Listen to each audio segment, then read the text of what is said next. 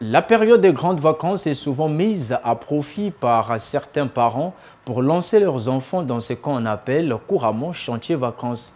En promenant notre caméra dans la ville de Pointe-Noire, il nous a été donné de constater que plusieurs mineurs y sont impliqués. Les chantiers vacances, condamnés par la loi, élément de réponse dans ce reportage de cantatrice Sédia. Dans les marchés, le constat est quasiment unanime.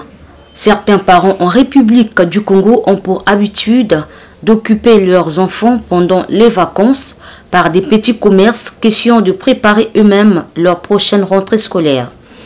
Un phénomène devenu récurrent à telle enseigne que les enfants sont devenus épris des chantiers vacances. Seulement, la loi portant protection de l'enfant en République du Congo reste intransigeante face à de tels actes. Clairement, quand on parle de chantier vacances, il faut qu'on comprenne que les chantiers vacances doivent avoir pour but principal la formation ou l'éducation de l'enfant.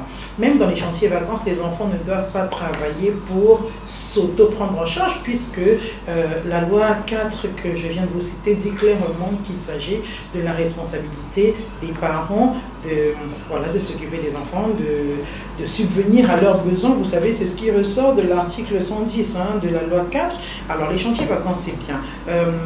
Si les parents ont une boutique, un kiosque, ont besoin que leur enfant vienne avec eux au travail pendant la période des vacances, ça peut être très très intéressant, mais seulement dans un but d'éducation. On comprend bien que très vite l'enfant ne doit pas travailler pour pouvoir avoir de l'argent et s'occuper de lui-même. Dans cette loi, tout travail de l'enfant de moins de 16 ans est interdit. Dans son article 68, cette loi dit ceci. Sont interdits l'emploi précoce, les pires formes de travail et toute autre activité domestique mettant en péril la santé physique ou mentale de l'enfant. L'article est intéressant parce qu'il nous donne une définition de ce que c'est l'emploi précoce. Le fait d'impliquer les enfants de moins de 16 ans dans le travail au sein d'une sphère familiale, dans le secteur formel ou informel. Alors vous allez noter qu'on a parlé de 16 ans.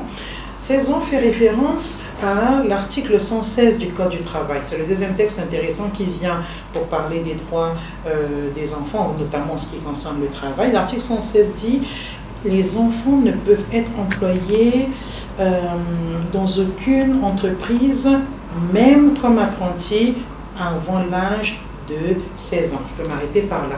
C'est pour dire clairement que le travail des enfants est interdit. La loi est claire, l'enfant peut devenir ce qu'on appelle un apprenti, c'est-à-dire qu'il va travailler sous le contrôle, sous la direction d'un maître qui sera en réalité chargé de pouvoir lui apprendre le travail, de le guider, et il ne pourra être reconnu comme travailleur seulement à sa majorité.